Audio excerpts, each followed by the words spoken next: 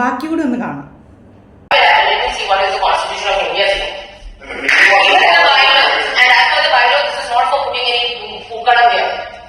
നിങ്ങളുടെ തോന്നുന്ന നിങ്ങളെ കാണിക്ക്. ഞങ്ങൾക്ക് നിങ്ങളുടെ താമസത്തിലോട്ട് നിൽക്കാനുള്ള സമയമൊന്നുമില്ല. ഓക്കെ, നിങ്ങൾ പെരുമാറുമ്പോൾ നിങ്ങൾ പെരുമാറില്ല. നിങ്ങൾ behave like A very good kindly step out.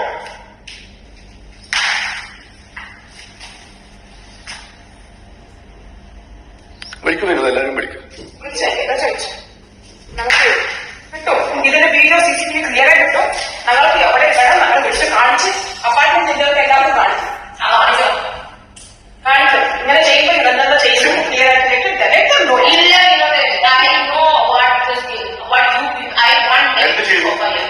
Sofa എവിടെ എത്തുന്നേ? എന്റെ കൂട്ടളം വേണ്ടി കൊണ്ടുവരുന്നേ നിങ്ങളുടെ വീട് കൊണ്ടുവരുന്ന അമ്മ സോഫല്ലോ നിങ്ങളുടെ ഞങ്ങളുടെ വീട് കൊണ്ടിട്ടാണോ ഇത്? നിങ്ങൾ കൊണ്ടാണോ വെള്ളത്തിലെ കൈ വെച്ചിട്ടാണോ കേട്ടോ?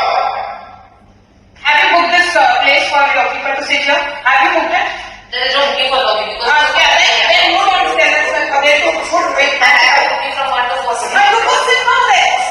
Go sit inside. We are okay. We will give you the padlock. Go sit there. Go sit there.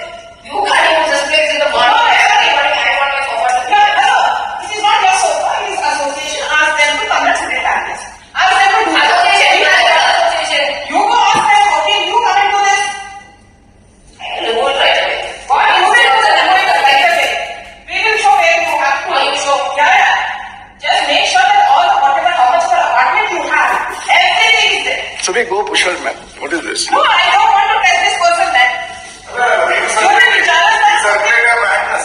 That's it. We circulate a madness. ബംഗളൂരിൽ നടന്നൊരു കാര്യം വാർത്തകളിലൊക്കെ കണ്ടപ്പോൾ എനിക്കത് നിങ്ങളുമായിട്ടൊന്ന് ഷെയർ ചെയ്യണമെന്ന് തോന്നി. കാരണം ഒരു ഓണപ്പൂക്കൾ ഇടുക എന്ന് പറഞ്ഞാൽ അവരുടെ എത്ര സമയത്തൊരു അധ്വാനമാണ്. മാത്രമല്ല ഒരു വർഷത്തിൽ ഒരിക്കലും ഇതാർക്കാണ് അറിയാത്തത് ഓണം ആഘോഷിക്കുന്നത്. ഈ അലമ്പാക്കിയ സ്ത്രീ അവരും ഒരു മലയാളിയാണെന്ന് തോന്നുന്നു. അവരും മലയാളത്തിലൊക്കെ സംസാരിക്കുന്നുണ്ട്.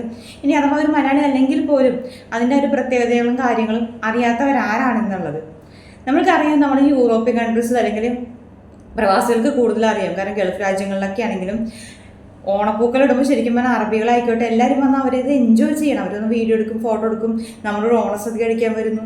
അതിൽ യൂറോപ്യൻസ് ആയിക്കോട്ടെ, യൂറോപ്യൻ കൺട്രീസിലൊക്കെ പോയി ഒരുപാട് മലയാളികളുണ്ട്. നിങ്ങളൊക്കെ എത്ര അടിപൊളിയായിട്ടാണ് അവർ ആഘോഷിക്കുന്നത്. അതിനുള്ള സൗകര്യങ്ങൾ ചെയ്തു കൊടുക്കുകയാണ്. അപ്പോൾ ഈ സ്ത്രീക്ക് അതുകൊണ്ട് ഒരു ബുദ്ധിമുട്ടില്ല. ഒരു ദിവസം മാത്രമാണ് ആ ഒരു പൂക്കളം ഇടുന്നത്. ലോബിയിൽ പെർമിഷൻ എടുത്തുകൊണ്ട് അവർ ആ പൂക്കളം ഇടുന്നു. അപ്പോൾ അവർക്ക് അവിടെ സോഫ ഇടണം എന്ന് പറഞ്ഞിട്ടാണ് അവർ വന്ന് ബഹളം ഉണ്ടാക്കുന്നത്.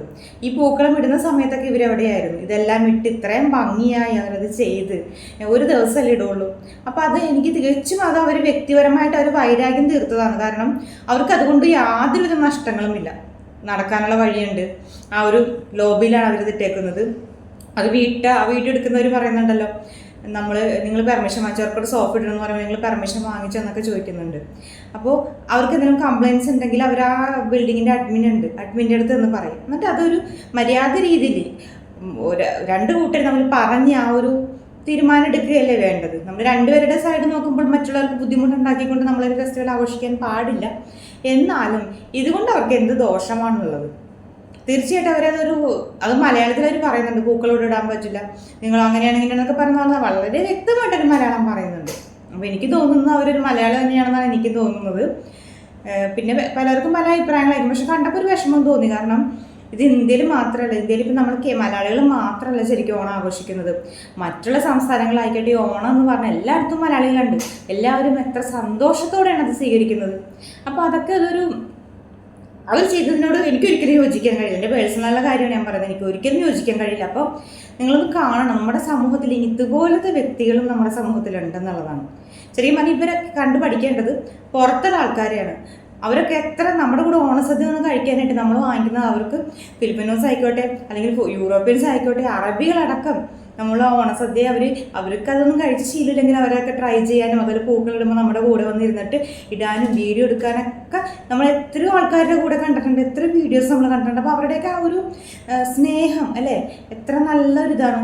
അതിൽ നിന്നൊക്കെ ശരിക്കും മലയാളികൾ കണ്ട് പഠിക്കാനുണ്ട് ഒരുപാട് കാര്യങ്ങൾ. ഇതുപോലുള്ള ആൾക്കാരും ഉണ്ടെന്നുള്ളത് പുറത്തൊന്നുമല്ല, ബാംഗ്ലൂരിലെ സംഭവമാണ്. ബാംഗ്ലൂർ വളരെ വിഷമം തോന്നിയിട്ട് അത്ര കഷ്ടപ്പെട്ട ആ ഒരു പൂക്കളൊക്കെ ഇട്ടിട്ട് അത് നശിപ്പിക്കുന്നത്. എത്ര സമയം കൊണ്ടാണ് അവരെ നശിപ്പിക്കുന്നത്. അവരുടെ പറയാതിരിക്കാൻ വയ്യ. എനിക്ക് ഒരിക്കലും ആ ഒരു സ്ത്രീയെ ഒരു സപ്പോർട്ട് ചെയ്യാൻ പറ്റില്ല. ഞാൻ കുറേ കമൻസിൽ കണ്ടു ആ സ്ത്രീയെ സപ്പോർട്ട് ചെയ്ത ആൾക്കാരും പലർക്കും പല അഭിപ്രായം ആയിരിക്കുമല്ലോ. എൻ്റെ അഭിപ്രായം ഞാൻ പറഞ്ഞു. അപ്പോൾ നിങ്ങൾക്ക് എന്തെങ്കിലും കമൻസ് ഉണ്ടെങ്കിൽ തീർച്ചയായിട്ടും കമൻറ്റ് ചെയ്യാൻ. ഞാനിത് ഇട്ടത് തന്നെ നിങ്ങൾ അറിയാൻ വേണ്ടിയാണ്. ഇതുപോലുള്ള ആൾക്കാരും സമൂഹത്തിലുണ്ട് എന്നുള്ളൊരു കാര്യം. Thank you so much.